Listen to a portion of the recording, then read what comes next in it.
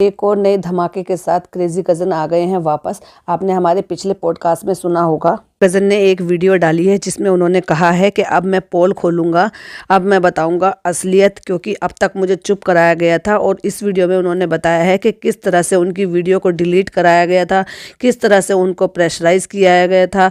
और जो नहीं जानते हैं तो हम उनको बता दें, जो ये क्रेजी कज़न जिनको हम कह रहे हैं, ये हैं जनाब के मामू के बेटे जो कि गाँव में रहते हैं और जो कि कुछ आपस में इनकी नहीं बन रही है किसी भी चीज़ को लेकर। सो इन्होंने जो है बहुत सारी वीडियोस डाली हैं, कई सारी वीडियोस में इन्होंने कई चीज़ों का खुलासा किया है। एनएफ के साथ इनकी रिकॉर्डिंग भी हमने सुनी है, देखी है। बाद में फिर ये अपनी बातों से ही मुकर गए। उसके बाद उन्होंने ब्लेम किया एनएफ को कि उन्होंने मुझे बरगलाया और मुझसे ऐसे पूछा, जबकि देखा जाए तो उन रिकॉर्डिंग में ऐसा कुछ नहीं था।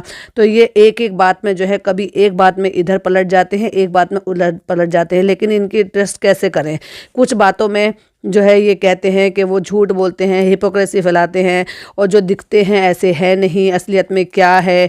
अपने रिश्ते सही से नहीं निभाते हैं और रिश्तों का ज्ञान बांटते हैं, खुश रहिए, प्यार बांटिए।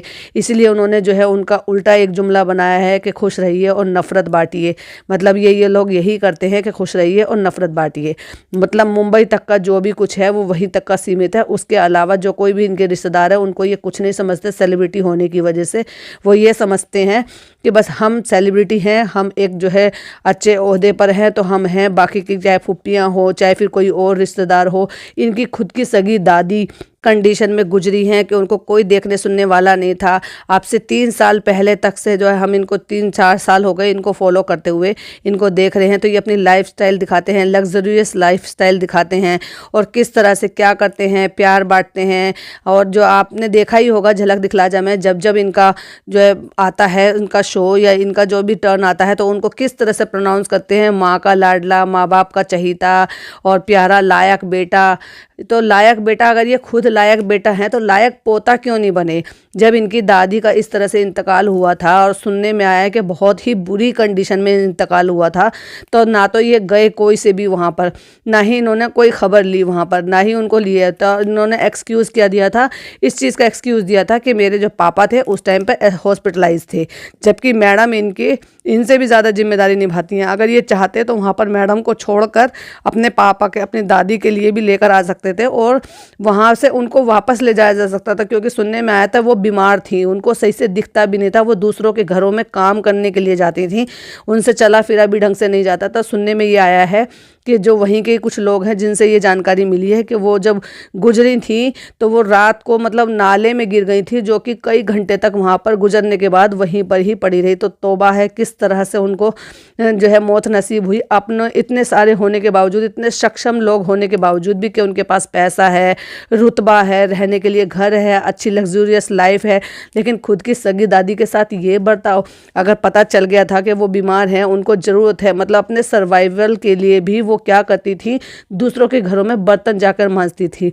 जो एनएफ है उन्होंने बताया था कि उनकी खाला हैं जिनके यहाँ पे, वो उन्होंने बताया था कि उनके करीबी रिश्तेदार है जिनके यहाँ पे ये बर्तन मांजा करती थी।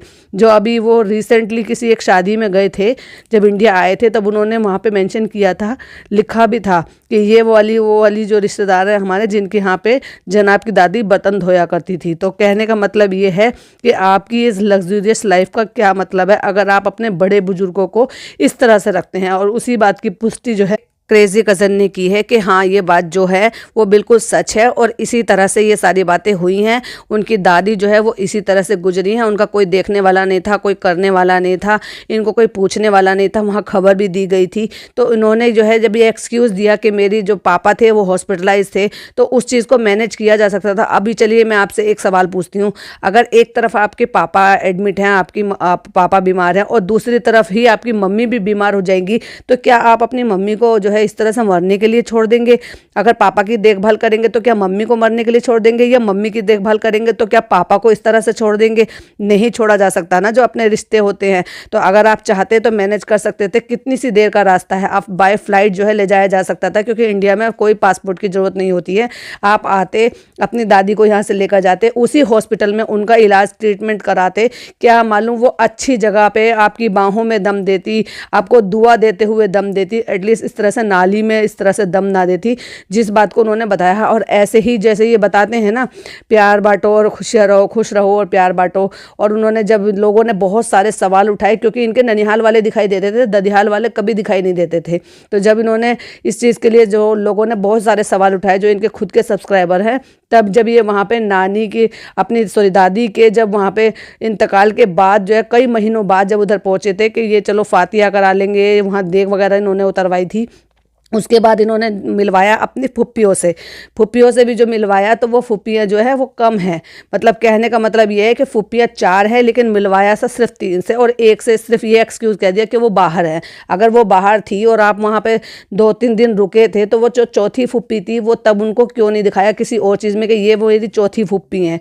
रही बात उसकी, तो ऐसे ही इनकी जो अम्मी हैं वो 4 बहनें हैं, लेकिन दिखती कितनी हैं, 3 बहनें, जिसमें से चौथी की जो पुष्टि है ये हमारे जो इनके जो कज़न ब्रदर हैं, इन्होंने इनकी पुष्टि की कि ये 4 है और उनसे एक से ये वास्ता नहीं रखते हैं। क्यों नहीं वास्ता रखते ये तो वो उन्होंने अभी तक डिटेल में नहीं बताया, लेकिन वो इस बार जब आए हैं वीडियो के साथ तो उन्होंने साफ साफ कहा है कि मैं अब किसी से नहीं डरूंगा।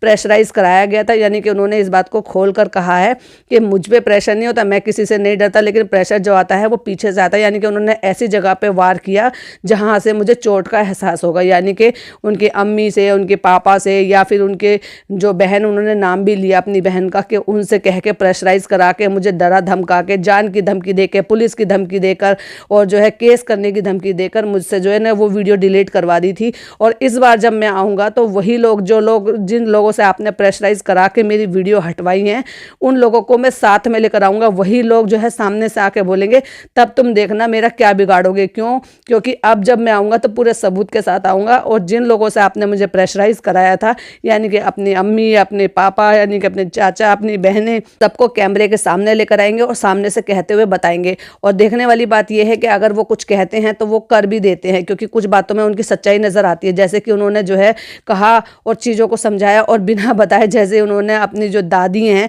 यानी कि जनाब की जो नानी है, उनका स्टिंग ऑपरेशन कर डाला और उनके बारे में पता नहीं क्या क्या बोल दिया। और वो बेचारी भोलेपन से बताते रही, उनको क्या पता कि वो क्या हो रहा है, उनके साथ क्या नहीं हो रहा।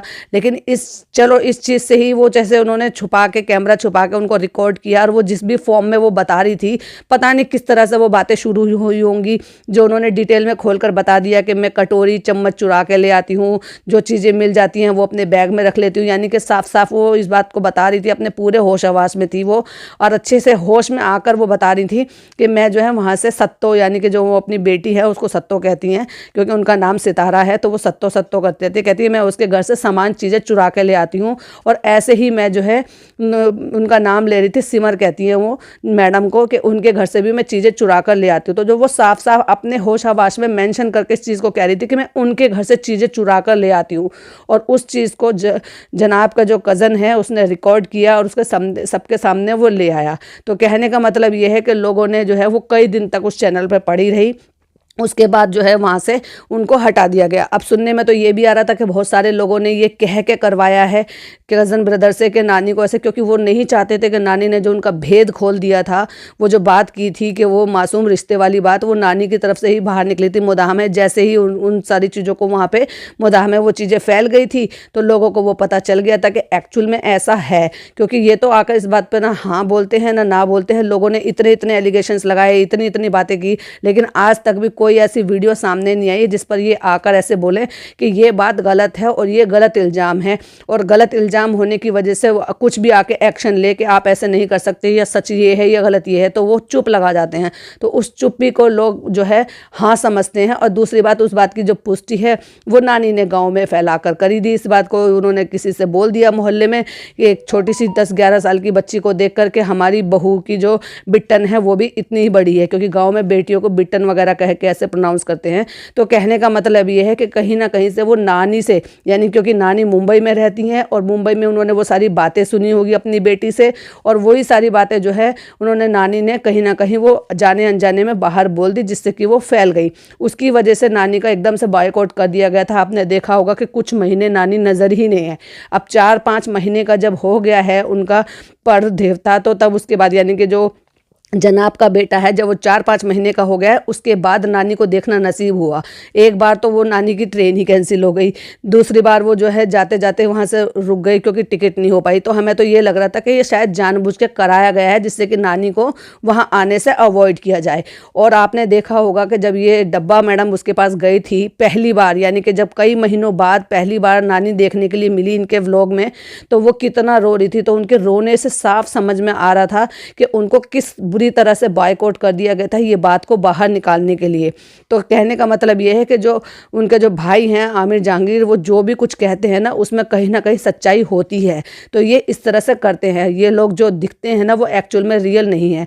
अब आने वाला वक्त बताएगा कि जो उनके कज़न ब्रदर हैं वो आगे क्या खुलासा लेकर आने वाले हैं। हमें तो इंतज़ार रहेगा, कि आपको भी इंतज़ार है और इस पर आपका क्या कहना है हमें कमेंट में जरूर बताइएगा। वीडियो पसंद आए तो लाइक शेयर कीजिएगा, चैनल पर पहली बार आए तो सब्सक्राइब कीजिएगा। मिलती हुई एक और अच्छी सी वीडियो के साथ।